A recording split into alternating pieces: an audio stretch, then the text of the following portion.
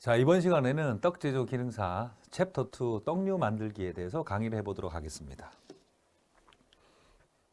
떡류 만들기. 첫 번째 떡류 만들기의 첫 번째 강의 내용은요. 재료 준비에 관련된 내용입니다. 재료의 계량. 첫 번째로 계량 도구에 대해서 나오는데요. 떡 제조 기능사뿐만 아니라 거의 대부분의 조리 자격증들은 거의 대부분 이 계량 문제에 대한 문제가 한 문제씩은 꼭 수록되어서 나옵니다. 계량 도구는 첫 번째 계량컵이 있고요. 계량 스푼이 있습니다. 계량컵은 이렇게 생겼고요. 계량 스푼은 이렇게 생겼는데 계량컵은 우리가 한 컵일 경우에 물을 기준으로 200cc, 200ml가 들어갑니다. 그런데 여기 보시면 한국식 계량컵 한 컵이라고 되어 있어요. 저희가 쓰는 계량컵은 한국식 계량컵이고요. 한 컵에 200cc, 200ml입니다. 그럼 미국식 계량컵은 240ml, 미국이나 유럽에서 쓰는 계량컵은 240ml, 240cc가 되어 있기 때문에 외국에서 들어온 그 교재에 외국에서 미국에서 만들어진 조리 교재에 한 컵이랑 한국식 조리 교재에 한 컵은 달라요. 40ml 정도, 40cc 정도 차이가 나거든요. 물을 기준으로. 그래서 계량컵은 한 컵이라고 표기를 하고 영어로 1c라고 표기를 하고 한국말로는 한 컵이라고 써줍니다. 그리고 200ml라는 거 기억하시고요. 계량 스푼은 여러 가지 계량 스푼이 있어요. 뭐 3개짜리도 있고 4개짜리도 있고 여러 가지가 있는데 우리가 떡 제조에 쓰는 거는 이 두 개짜리를 가장 많이 씁니다. 그래서 한 큰술, 한 작은술, 영어로는 1 테이블 스푼, 1 티스푼 이렇게 해서 한 컵, 한 큰술, 한 작은술 이렇게 3개의 계량 단위가 대표적인 건데요.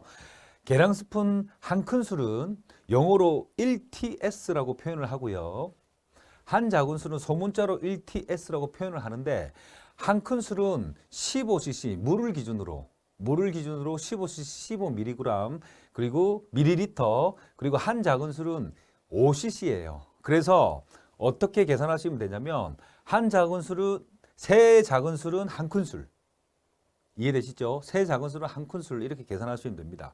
그러면 예를 들어서 한 컵을 내가 계량을 해야 되는데 계량 스푼밖에 없어요. 그럼 한 컵을 계량해야 되는데 계량 스푼밖에 없다. 그럼 어떻게 해야 될까요? 한 큰술에 15라고 했죠. 200을 맞추기 위해서 15 곱하기 13 정도 한 다음에 모자란 것을 한 작은술로 채우면 한 컵의 양을 만들 수 있어요. 그래서 그렇게 계산하시면 되고요. 저울, 전자저울을 쓰는 게 좋고요. 어떤 게 중요하냐면 전자저울을 쓰든 아날로그 방식을 쓰든 바닥이 평평한 방식.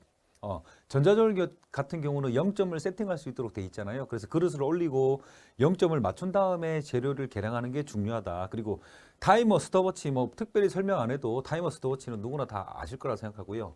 온도계가 있습니다. 온도계는 접촉식 온도계, 직접 닿는 온도계가 있고요. 비접촉식 온도계. 요즘 코로나가 와서 살갗에다가 직접 대지 않고 좀 떨어뜨려서 이렇게 재는 온도계가 있잖아요. 그래서 접촉식과 비접촉식 온도계가 있다는 거 기억해 주시면 되겠습니다. 계량 방법 중요합니다. 계량 도구 계량하는 방법 통틀어서 한 문제에서 두 문제는 꼭 나오거든요. 잘 기억하시기 바랍니다. 가루 종류. 가루로 되어 있는 쌀가루라든지 이런 종류를 떡 제조 기능사 준비하시는 분은 가장 많이 계량을 하게끔 되어 있어요. 대표적으로 계량컵과 계량 스푼을 사용하는데 한 컵, 한 큰술, 한 작은술 단위로 주로 계량을 합니다. 계량을 할 때는 가루 종류는 가득 채운 다음에 그냥 뜨세요. 이렇게 가루 종류를 해동된 쌀가루를 떠가지고 스크래퍼로 깎아서 윗면이 완벽하게 편편한 상태. 더 움푹 들어가도 안 돼요. 계량컵에다가 깎아서 스크래퍼로 깎아서 계량하는 게 중요하고요. 고체 종류 흑설탕, 잼, 퓨레, 버터, 마가린과 같이 고체 성분이 좀 계량하기 힘들어요. 그래서 냉장실이나 냉동실에 보관하는 고체 종류 이런 것들은 계량할 때 좀 신경을 써야 됩니다. 자, 보세요. 당분, 수분, 유분이 많은 재료는 주로 무게를 재는 게 맞아요. 무게를 재는 게 맞는데 우리가 조리책을 볼 때 무게로 했으면 좋겠는데 350g 이렇게 표현해 주면 좋겠는데 꼭 굳이 한 컵이라고 표현되어 있는 책들이 많이 있어요. 그러면 어떻게 해야 되느냐? 계량 스푼이나 계량컵으로 계량할 때는 얘네들은 가루 종류랑 다르게 가루 종류는 사이에 공기 구멍이 있기 때문에 공기층이 있기 때문에 꾹꾹 눌러 담으면 무게가 너무 변화가 큰데 얘네들은 꾹꾹 들어갈 수 있는 만큼 꾹꾹 최대한 눌러 담아서 그 사이에 당분이나 수분이나 유분으로 인해서 그 공간 사이에 생기는 그 틈새가 없어지게끔 그 사이에 공간이 없게끔 꾹꾹 눌러 담아서 공간을 모두 채워서 계량하는 게 적합합니다. 냉동고에 보관된 버터, 마가린과 같은 유제품을 조리 없이 계량컵이나 계량 스푼으로 계량을 할 때는 실온에 일정 시간 동안 보관해서 좀 녹여야 돼요. 그 다음에 계량을 해야 된다고 나와 있습니다. 참고하세요. 액체 종류, 우리가 보통 조리 수업을 진행을 하면 저희도 국가기관에서 조리 수업을 많이 진행을 하고 있는데요. 가면 저희 학원과 같이 모든 게 다 구비되어 있지 않은 시설이 많아요. 그런 곳에 가면 항상 놓치는 게 계량컵과 계량 스푼만 챙겨가는 경우가 되게 많습니다.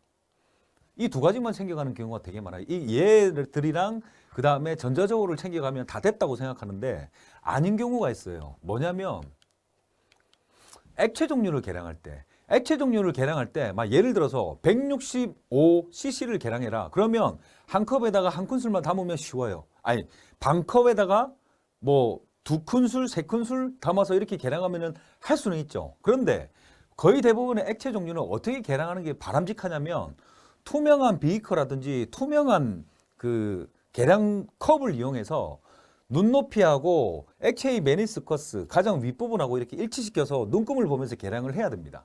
그래서 여기가 예를 들어서 내가 빠르게 275ml를 계량을 해야 되는데 275cc를 계량해야 된다. 285cc, 287cc 이렇게 애매한 단위를 계량하려면 계량컵과 계량 스푼으로 계량하면 얼마나 불편하겠어요. 이거는 한 컵에 200, 이거 5번 담아서 작은 거 하나 담아서 이러면 머리가 아프니까 투명한 눈금이 표시되어 있는 투명한 비커나 계량컵을 사용해서 담아서 물높이만큼 따라서 맞춰가지고 그 눈높이 보고 계량을 하면 되기 때문에 액체 제품은 꼭 액체 종류는 눈금이 그려진 투명한 계량컵을 이용하여 계량하는 것이 가장 좋다.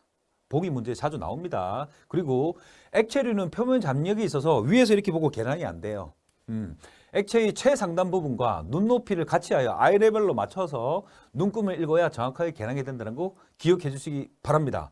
계량컵이나 계량 스푼으로 액체를 계량할 때는 한 컵, 한 작은술, 한 큰술 단위로만 계량해야 된다.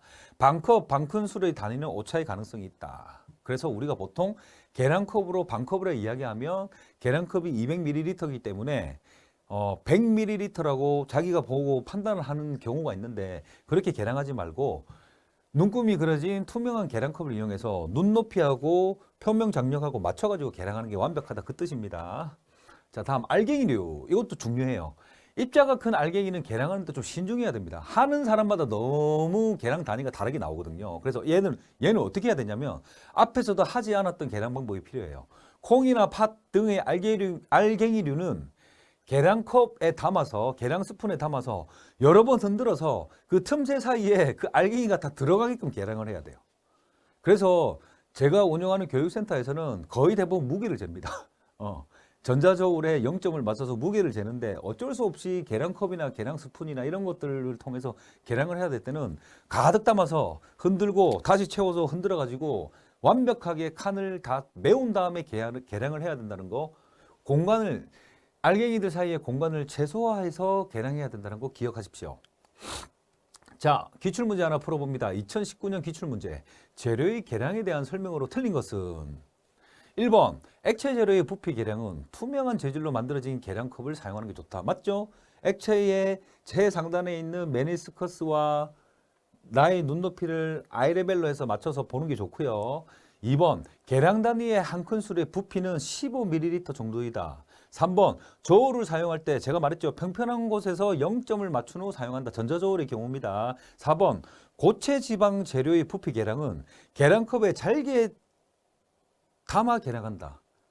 잘게 잘라서 담아서 계량하는 방법이 맞을까요? 그렇지 않죠. 꾹꾹 눌러서 그 어떤 그 틈새가 벌어지지 않게끔 꾹꾹 눌러가지고 계량해야 된다고 설명을 드렸죠. 답은 4번입니다. 자, 이제는 재료의 전처리에 대해서 계량 방법을 알았으니까 이제 재료를 어떻게 전처리하는까지 말씀을 드릴게요. 재료의 전처리는 쌀가루 만드는 것부터 시작해서 고물 만드는 것. 고물도 따지고 보면 재료의 전처리입니다. 고물 자체를 떡이라고 부르지 않잖아요. 무슨 고물이 들어간 떡, 미리 고물로 만드는 떡을 만들 때는 고물을 미리 만들어 놓든지 중간에 같이 만들어서 떡을 만들 때 섞어서 쓴다든지 아니면 나중에 마지막에 겉고물을 묻혀서 마무리한다든지 이런 게 필요한데 그것도 재료의 전처리에 들어가기 때문에 쌀가루 만드는 것부터 고물 만드는 것까지 간략하게 설명을 드릴게요. 재료의 전처리, 쌀가루 만들기, 수세, 강의 앞쪽 강의에서 제가 여러 번 설명을 드렸죠. 쌀의 불순물을 제거하기 위해 쌀을 씻어내는 과정이다.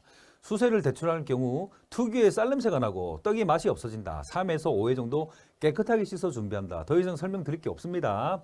두 번째 수침. 떡을 만들 때는 쌀 자체를 쓰는 게 아니라 물에 불린 쌀가루를 쓴다고 설명을 드렸죠.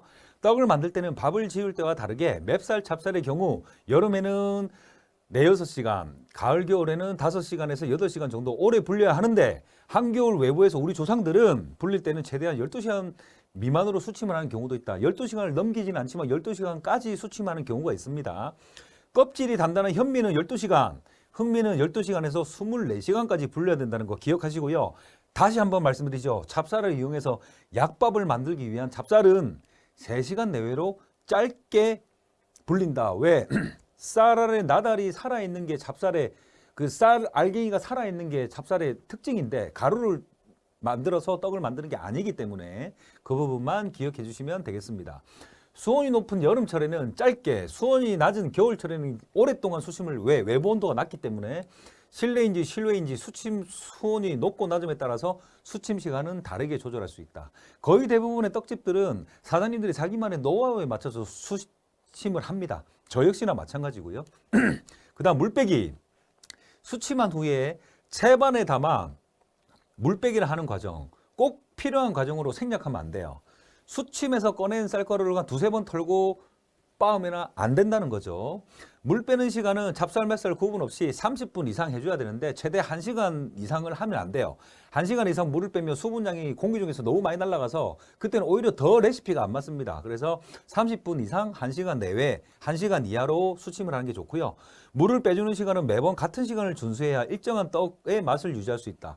떡집 사장님들이 좀 많이 바쁘시거나 이럴 때는 수침 시간 이후에 수침 시간은 지켜요. 왜냐하면 타이머를 켜놓고 하니까. 그런데 이 물 빼는 시간은 들쑥날쑥해요.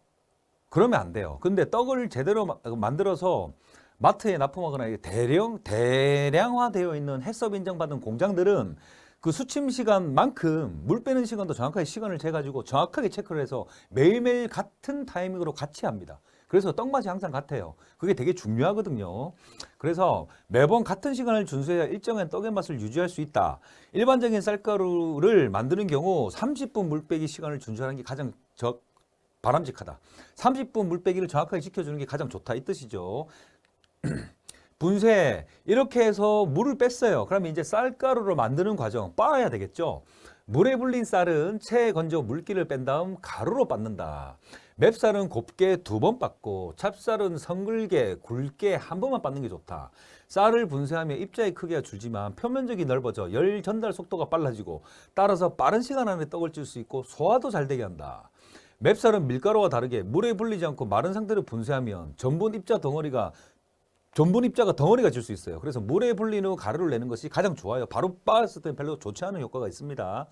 찹쌀과 맵쌀은 다르게 너무 고운 입자로 가루를 내면 지나치게 찰기가 많이 져서 서로 들러붙는단 말이죠. 그래서 떡이 잘 쪄지지 않으므로 곱게 빻지 않아요. 2번씩 빻지 않습니다.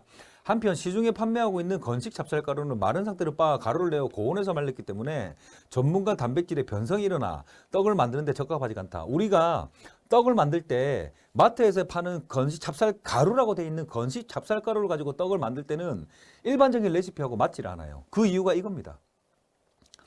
왜냐? 마른 상태로 빻았어요. 마른 상태로 빻은 다음에 고온에서 말렸기 때문에 내부에 수분이 거의 없는 상태의 마른 가루란 말이죠. 그런데 우리가 일반적인 레시피에 쓰는 우리 조상들이 만들었던 쌀 가루는 수분을 갖고 있는 습식가루입니다. 습식가루. 그래서 건식가루로는 쌀을 이용한 베이킹을 할 수 있죠. 쌀을 이용한 빵을 만들 수는 있지만 떡을 만드는 데는 그렇게 적합하지 않다. 따라서 일정한 수침 시간을 거쳐 불려 빻아서 사용하는 습식 쌀가루를 떡 만드는 데 많이 사용하고 떡 제조 기능사 실기시험 치러 갈 때도 개인 자리에 미리 만들어 놓은 습식 빻아 놓은 쌀가루가 다 개인 자리에 배포가 되어 있어요. 국가 자격증 과정도 습식 쌀가루를 사용한다는 거 잊지 마세요. 자, 이제는 고물 만들기 전처리에서 가장 중요한 끝판대장 고물이 필요합니다. 어떻게 보면 떡을 잘 만드는 전문가들은 고물만 봐도 이 사람이 떡을 얼마나 했는지 알 수 있을 정도로 내공도 필요하고 경험도 필요하고 또 재료 다루는 방식도 능숙해야 되는데 고물 만드는 방식에 대한 레시피에 대한 질문을 떡제조 기능서에서 합니다. 그래서 챕터 2에서 저희가 그 재료 부분에 있어서 넣어놨습니다. 일단 우리나라의 가장 대표적인 고물, 붉은 팥고물, 붉은색이 악기를 쫓아낸다고 해서 우리나라 사람들은 좋은 일, 뭐 특별한 일, 행사에 그리고 뭐 돌잔치, 백일잔치에 팥고물을 많이 쓰는 떡을 내놓는데요. 고물 만들기, 붉은 팥고물. 팥에 들어있는 사포닌은 이뇨작용을 하고 피부와 모공의 오염물질을 없애주며 아토피 피부염과 기미 제거에 도움을 준다. 또한 칼륨이 풍부하게 함유되어 있어 붓기를 빼주고 혈압 상승을 없게 해주는 효과가 있다. 곡류에는 부족한 리신과 트리토판이, 제가 아까 주재료 설명할 때 주재료와 함께 있는 부재료, 특히나 고물류, 콩류 이런 것들은 맞죠? 두류 이런 것들은 쌀가루, 곡류에 부족한 리신과 트리토판을 리신이나 부족한 단백질 등을 보완해 준다고 말을 한 적이 있는데요. 특히나 붉은 팥고물은 그 중에서도 곡류에서 부족한 리신과 트리토판에 함유돼 있어 곡류에 팥을 넣어 먹으면 영양학적으로 보완이 된다. 팥을 불리게 되면 팥이 벌어지고 뭉개지기 때문에 절대 붉은 팥은 불리지 않고 바로 사용한다는 거 앞에서도 한번 시험 문제 풀어본 적이 있습니다. 팥고물은 켜켜이 뿌려 사용하는 곡물류이기 때문에 고슬고슬하게 준비한다. 팥고물류. 자, 고물 만들 때 붉은 팥고물을 만들 때 재료는 생팥 500g, 소금 5에서 7g이 있고요. 만드는 방법은 1번부터 6번까지 쭉 읽어보시면 됩니다. 7번, 8번, 9번 중에 제일 중요한 거 하나 해드리면 팥의 상태가 고슬고슬해질 때까지 볶아준다. 이 단어가 여러분들이 좀 많이 헷갈려하고 하는 건데 내부의 수분을 많이 날리면 나중에 서로 들러붙지 않은 상태, 고슬고슬한 상태가 돼요. 그 고슬고슬할 때까지 볶아준다는 게 좀 키포인트고요. 맨 마지막에 보시면 완성된 고물은 꼭 내가 사용하기 전까지 냉동실에 보관한다는 거. 고물을 보통 만들면 실온에 보관했다가 고물류는 쉽게 상하고 빠르게 산화가 되기 때문에 빠르게 상태의 변화가 생기기 때문에 냉동실에 보관한다는 거 꼭 읽어주시고요. 레시피는 제가 자세히 체크하지 않고 여러분들 스스로 읽어보시고 익히기를 바랄게요. 두 번째 가겠습니다. 거피고물. 붉은 팥고물과 쌍벽을 이루는 거피고물. 아주 중요합니다. 거피고물. 거피 팥고물은 팥을 맷돌에 타서 미지근한 물에 대여섯 시간 불려서 껍질을 모두 벗긴 다음 돌이 없도록 잘 일어서 잡티를 제거하고 보자기를 깔고 시루나 찜통에 찐다. 충분하게 익었을 때 꺼내어 소금을 넣고 찌어서 얼음위치에 내려 냄비에 담고 약한 불에서 볶아 보슬보슬하도록 만든다. 고물류는 거의 대부분 내부에 수분이 그렇게 많이 없게끔 보슬보슬하게 까슬까슬한 상태로 만들어야 돼요. 고물류는 거의 대부분 그렇습니다. 고물을 사용하는 이유가 그거기 때문에 수분이 많으면 금방 상하기도 하지만 레시피를 만드는데 수분이 영향을 줘요. 들러붙는다든지 이런 영향을 주기 때문에 고슬고슬한 상태로 보관하는 게 중요합니다. 만드는 게 중요합니다. 불린 팥은 재물에 거친 인안막 먼지 아시죠? 인안막에 담고 3, 4회 문지르거나 손으로 비벼주면서 껍질 없애준다. 요즘 팥은 표면이 거치지 않은 질 좋은 팥이 시중에 유통되기 때문에 꼭 예전처럼 인안막에 문지르지 않고 깨끗하게 3, 4회 씻어주는 정도만 해도 된다. 자, 재료는 생커피팥 500g, 소금은 5에서 7g, 전처리 별표. 커피는 하루 전날 충분히 물에 불려 넣는다. 붉은 팥, 앞에서 설명했던 붉은 팥 고물을 만들 때는 팥을 불리게 되면 팥이 벌어지고 뭉개지기 때문에 불리지 않는다. 분명히 말했죠. 붉은 팥 고물. 그런데 붉은 팥 고물과 거의 옆 동네 친구라고 할 수 있는 노란색을 가진 거피 고물 같은 경우는, 거피팥 고물 같은 경우는 무조건 하루 전날 충분히 물에 불려 놓는다. 키포인트예요. 붉은 팥고물을 만들 때 붉은 팥은 절대 불리지 않는 반면 팥고물을 만들 때는 생거피를 하루 전날 충분히 물에 불려 놓는다. 그래서 이 부분을 그냥 사진을 보지 않고 사진을 보지 않고 그냥 텍스트로만 보면 헷갈립니다. 빨간색 떡을 만들 때 빨간색 고물을 만들 때는 거의 대부분 붉은 팥고물인데 붉은 팥고물은 불리지 않고요. 노란색 고물을 만들 때 커피 고물을 만들 때 커피팥 고물을 만들 때는 하루 정도 불려가지고 사용한다는 거 중요합니다. 그래서 레시피를 만들 때 1번 하룻밤 충분히 불린다. 2번 물에서 표면에 거친 볼, 인한박 등에 담고 3, 4일 문지르며 손을 비벼준다. 세 번째 껍질을 벗긴 고물은 깨끗이 씻는다. 네 번째 고물도 똑같이 체에 맞춰서 물기를 30분 빼준다. 레시피 자체의 순서 자체가 다릅니다. 왜? 물에 불렸기 때문에. 1번 불린다. 2번 비벼주고 껍질 벗겨주고 3번 깨끗이 씻은 다음에 물기를 빼준다. 어떻게 보면 우리가 쌀을 수세에서 수침해서 체에 맞춰서 물을 빼가지고 하는 과정이랑 똑같아요. 맞죠? 그렇게 기억하시면 돼요. 노란 거와 빨간 거의 차이를 기억하시면 되겠습니다. 그게 시험 문제 나와요. 그렇게. 예. 마지막 완성된 고물은 냉동실에 보관한다. 똑같이 냉동실에 보관합니다. 자, 녹두고물. 노란색인데 얘는 또 녹두네. 맞습니다. 녹두고물. 녹두를 삶아 으깨어 만든 가루. 떡에 묻히거나 켜켜이 뿌리는 떡고물로 쓴다. 보세요. 이 역시나 마찬가지예요. 빨간색이 아니고 노란색이죠. 그래서 하룻밤 충분히 불린 녹두고물은 재물을 이용해서 3, 4회 녹두고물이 아니라 하룻밤 충분히 불린 녹두입니다. 오탑니다. 재물을 이용해서 3, 4회 박박 문질러 껍질을 벗겨준다. 녹두고물을 만든 다음에 재물을 이용해서 3, 4회 박박 문질러 벗기면 안 되죠.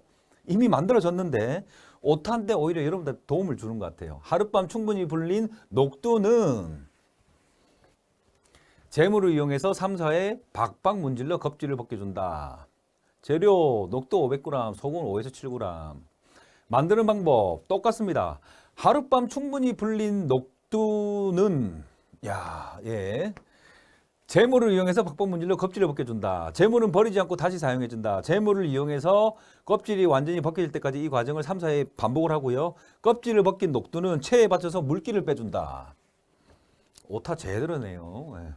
찜기에 젖은 면보를 깔아준다. 물기를 뺀 녹두를 찜기에 담아준다. 찜기에 열이 잘 올라오게 녹두 가운데 구멍을 내주고요. 물솥에 물이 끓으면 찜기를 올려 40분 정도 쪄준다. 다 쪄진 녹두는 스탠브로 옮겨 한김시켜준다. 뭐 이런 식으로 순서가 진행이 됩니다.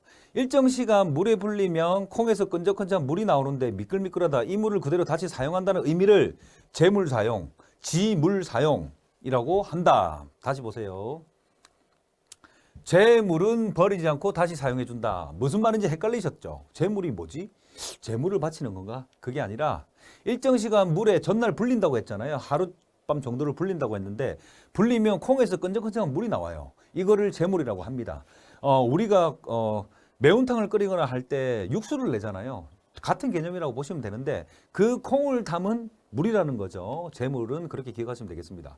이번에는 잣을 이용해서 만든 잣고물. 만드는 과정이 복잡하지 않아 집에서도 쉽게 만들 수 있는 고물에 속한다.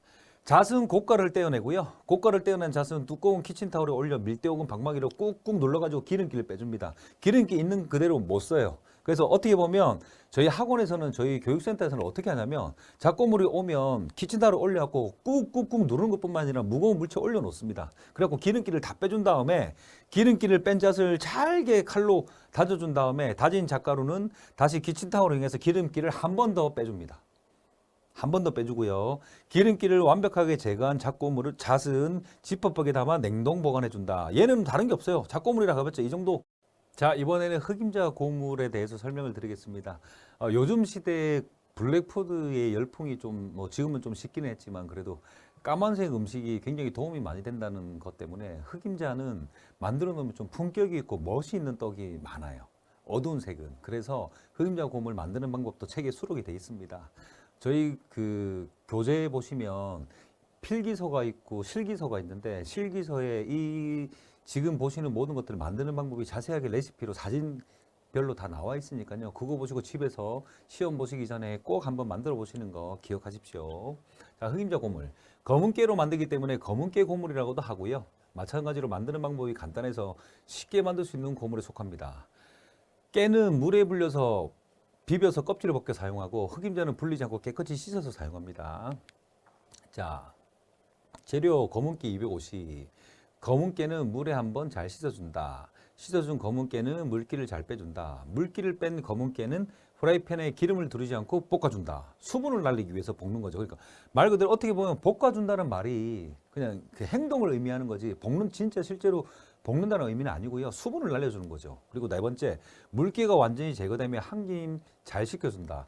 어떤 고물이든 간에 내부에 있는 수분을 바싹 말린 다음에 마무리를 해주는 게 중요합니다. 수분이 있으면 절대 안 돼요. 수분을 최소화시키는 게 중요합니다. 용도에 따라서는 통깨를 통째로 사용하거나 프로세서에 갈아서 사용해준다. 완성된 고물은 지퍼백에 담아 냉동 보관해준다. 자, 고물에 대한 그 이해도가 없으면 떡을 잘 만들 수가 없고 떡을 잘 맛을 낼 수가 없어요. 떡을 잘 이해할 수도 없고. 그래서 고물을 만드는데 인류 역사상, 우리나라 역사상 고물 종류는 100가지가 넘습니다. 어떤 거든지 다 고물로 만들 수 있는데 대표적인 고물에 대해서 제가 만드는 방법과 사진과 특성에 대해서 수록을 해놨으니까 시간이 되실 때 꼭 한번 만들어 보시고 이 고물을 만드는 방법에 대한 거는 머릿속에 완벽하게 기록이 돼 있어야 돼요. 그래야지 나중에 문제를 풀거나 떡을 만들 수 있습니다. 자, 다음 강의에서 뵙겠습니다.